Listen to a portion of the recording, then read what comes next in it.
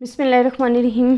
Student, आज का जो लेक्चर नंबर 8 है वो हमारे पास प्रॉपर्टीज़ ऑफ पॉइजन डिस्ट्रीब्यूशन है। पॉइजन डिस्ट्रीब्यूशन आपने पढ़ ली है कि इसमें हमारे पास लिमिट्स होती हैं या बाइनोमियल या हाइपर डिस्ट्रीब्यूशन से क्यों डिफरेंट है और इसको हम किस जगह यूज़ करते हैं और अगर क्वेश्चंस आ जाते हैं तो आपने उसको कैसे सॉल्व करना है। आज हम पढ़ेंगे प्रॉपर्टीज़ ऑफ पॉइजन डिस्ट्रीब्यूशन जो कि मोस्ट इंपॉर्टेंट है। स्टूडेंट, हमने जितनी भी प्रॉपर्टीज़ पढ़ी हैं, जो डिस्ट्रीब्यूशंस पढ़ी हैं, उन सब की जो प्रॉपर्टीज़ हैं, उनके जो प्रूफ हैं वो मोस्ट इंपॉर्टेंट है, उन पे आपने बहुत ज़्यादा जो है फोकस करना है। अब फर्स्ट प्रॉपर्टी हमारे पास है कि हम कहते हैं कि if random variables it's a property of the Poisson distribution है। If random variable X has a Poisson distribution with parameter Poisson distribution के हमारे पास क्या होता है, ओनली वन होता है और वो हमारे पास क्या होता है, म्यू होता है। देन इट्स मीन एंड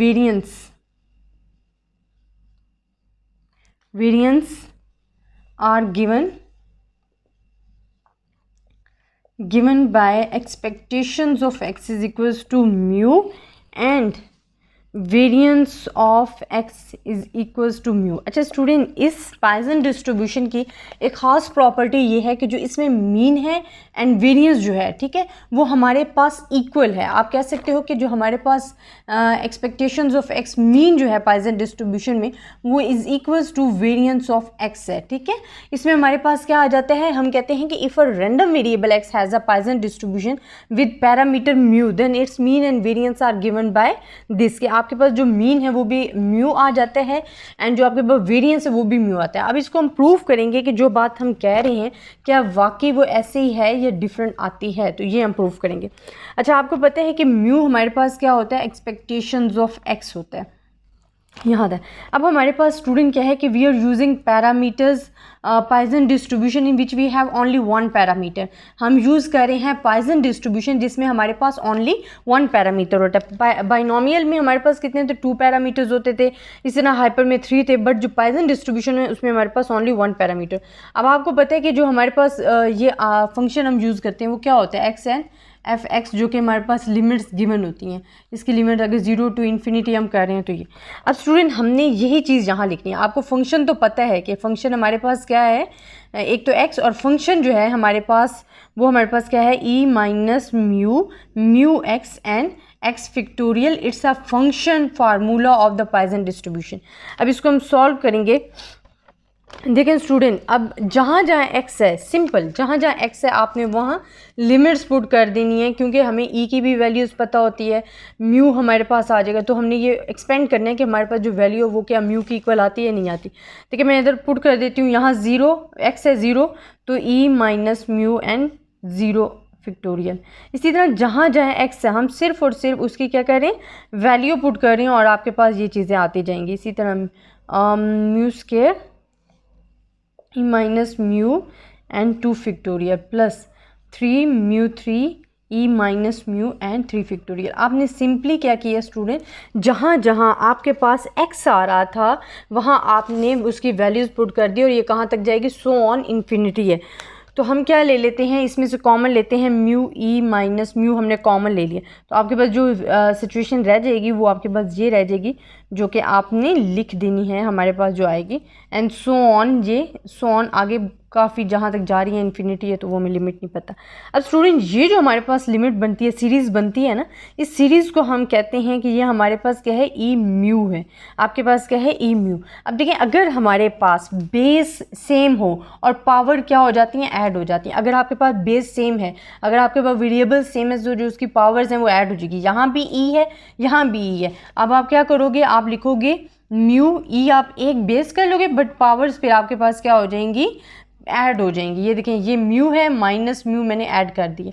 अब क्या होगा, माइनस, ये हमारे पास क्या आ जाएगा, 4e0, और आपको पता होना चाहिए ई की पावर अगर 0 है तो इज इक्वल्स टू 1, तो आपके पास क्या आ जाएगा, सॉरी ये म्यू था, म्यू ई नॉट, तो आपके पास जो ये 1 रह जाएगा, इसकी पावर 1 होती है। तो आपके पास जो प्रूफ था कि एक्सपेक्टेशंस ऑफ एक्स जो है इज इक्वल्स टू म्यू होता है, वो आपके पास प्रूव हो जाएगा। तो ये आपके पास मीन है, ये mean of the Poisson distribution है, जिसमें आप बता रहे हो कि आपका जो एक्सपेक्टेशंस ऑफ एक्स है वो म्यू के इक्वल आ रहे हैं। अब स्टूडेंट इसी तरह हमने वेरियंस के लिए फाइंड करना है। अब आपने वेरियंस के लिए करना है, तो मैं वेरियंस का प्रूफ करवा देती हूँ कि हमारे पास वेरिएंस कैसे आएगा इन द पॉइसन डिस्ट्रीब्यूशन। ये बहुत सिंपल डिस्ट्रीब्यूशन है, और अगर इसे आप इजीली समझते हो, और इम्पॉर्टेंट भी बहुत ज़्यादा, इसमें से आपके पेपर में भी क्वेश्चंस बहुत ज़्यादा आते हैं फॉर द पॉइसन डिस्ट्रीब्यूशन से रिलेटेड।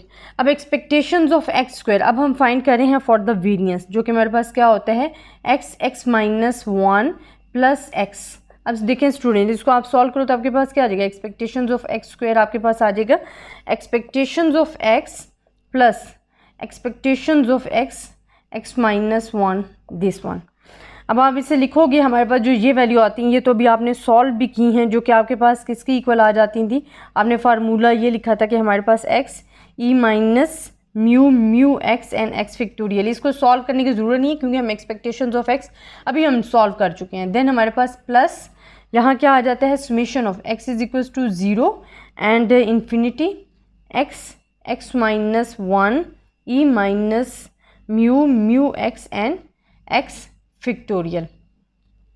अब स्टूडेंट ये तो आपके पास आ गई वैल्यूज़। देखें ये हमारे पास हमने प्रूफ किया था, जो कि किसी की इक्वल आ रहा था, म्यू की इक्वल आ रहा था। प्लस यहाँ हम ले लेते हैं जो ई माइनस म्यू है, ये हमारे पास कांस्टेंट है, हमने बाहर ले लिया। बाकी आपके पास क्या रह गया, is equals to 0 to infinity X minus 1 mu x and x factorial. अगर आप यहीं देख लो कि अगर हमने एक्स को ओपन करना है तो हमने कहाँ तक ओपन करना है, हमने कैंसिल आउट करना है एक्स माइनस 1, तो एक्स माइनस 2 तक आप ओपन करोगे, ये चीज़ कैंसिल आउट होता है। तो हमारे पास अगर फैक्टोरियल ओपन करते हैं तो क्या आएगा, एक्स माइनस 1 एक्स माइनस 2 आ जाएगा। तो ये चीज़ इससे क्या होगी है, कैंसिल आउट होगी। अब हमारे पास रिमेनिंग क्या रह गया, mu plus e minus mu x and क्या आपके पास रह गया है एक्स माइनस 2 फैक्टोरियल। यहाँ हमारे पास क्या आता है, फैक्टोरियल जो हमने ओपन किया है। अच्छा स्टूडेंट, यहाँ तक आप लोगों को समझ आ गई कि हमने क्या किया है, कि सिंपल हमने जो ये हमारे पास साइड थी या ऑलरेडी सॉल्व थी, इसको हमने लिख दिया। बाकी जो हमने सॉल्व करनी थी वो मैंने आपको फैक्टोरियल ओपन किया तो हमारे पास आ जाती है। अब स्टूडेंट, अब आपने देखना है कि हमने बनाना है फार्मूला जिससे हमारे पास ये ईजिली सॉल्व।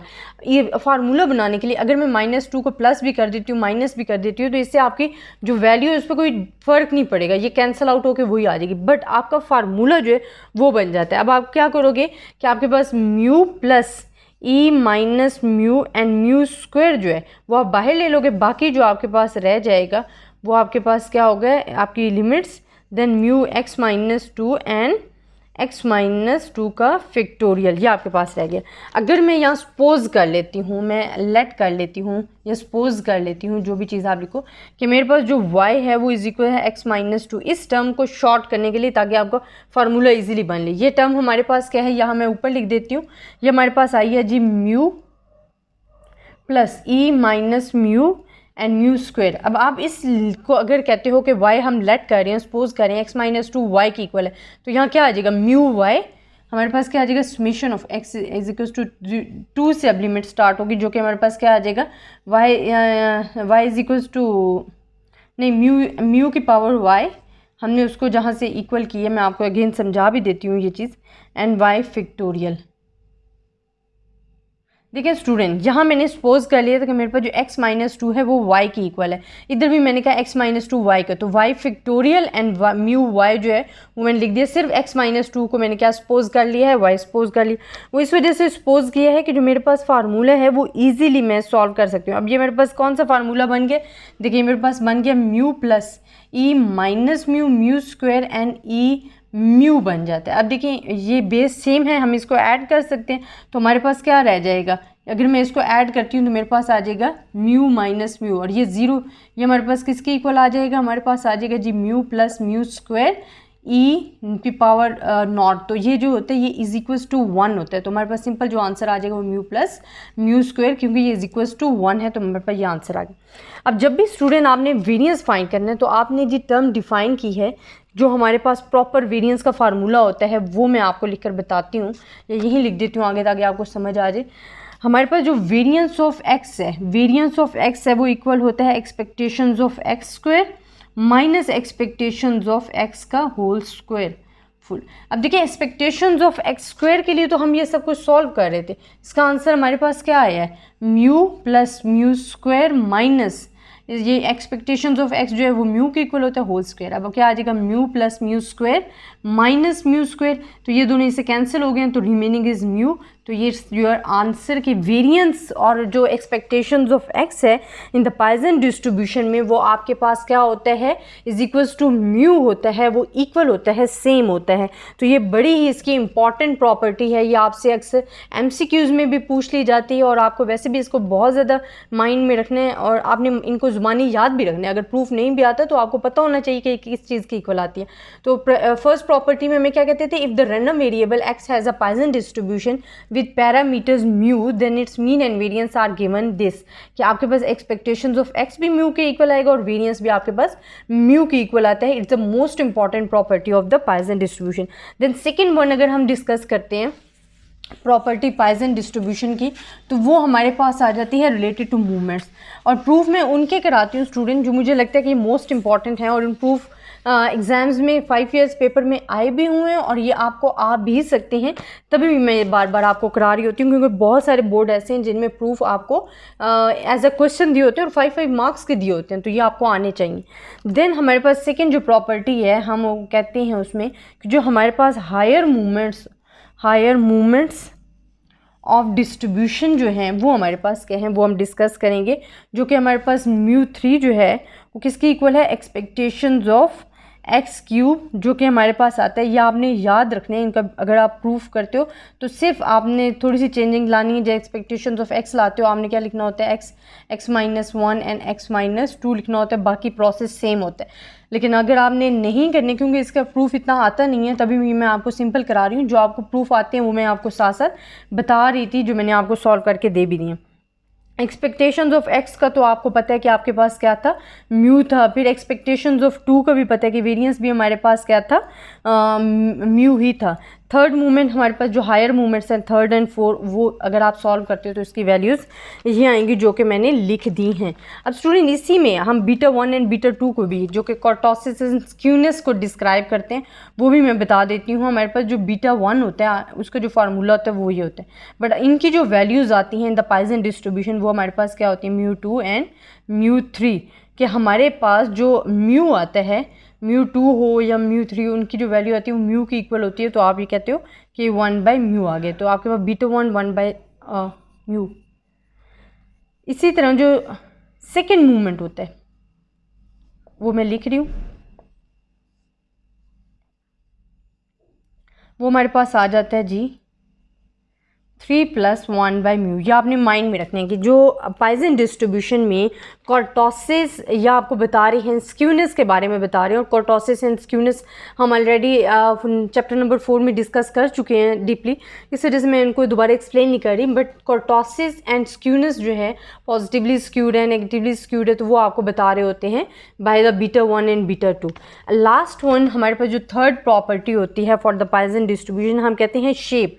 द शेप बहुत ज़्यादा इंपॉर्टेंट होती है ईच डिस्ट्रीब्यूशन की, कि वो हमें कौन सी डिस्ट्रीब्यूशन कैसे एक्सप्लेन कर रही होती है, तो शेप मोस्ट इंपॉर्टेंट है। तो the shape of the Poisson distribution जो है वो डिपेंड्स करती है, depends on the value of parameter mu. वैसे भी स्टूडेंट जो भी अगर आप डिस्ट्रीब्यूशन ले रहे हो उसमें जो आपके पास पैरामीटर्स हैं वो आपकी shape of the distribution describe करते हैं। और हमारे पास जो बाइनोमियल डिस्ट्रीब्यूशन थी उसमें आपके पास 2 पैरामीटर्स थे, n एंड p था। हाइपर ज्योमेट्रिक डिस्ट्रीब्यूशन में आपके 3 पैरामीटर्स थे, n, p एंड k, जो कि मैं ऑलरेडी डिस्कस कर चुकी हूँ, तभी मैं इनको डीपली नहीं लेती। पॉइसन डिस्ट्रीब्यूशन में आपके पास ओनली 1 पैरामीटर्स होता है म्यू, जो कि shape of the Poisson distribution बताता है। The shape of the Poisson distribution depends on the value of parameters mu.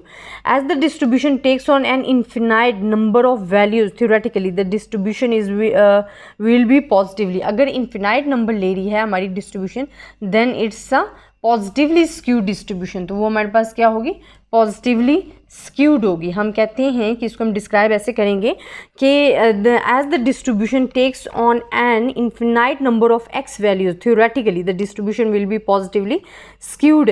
The distribution tends to symmetrical and mu becomes larger and larger. अगर mu जो है वो becomes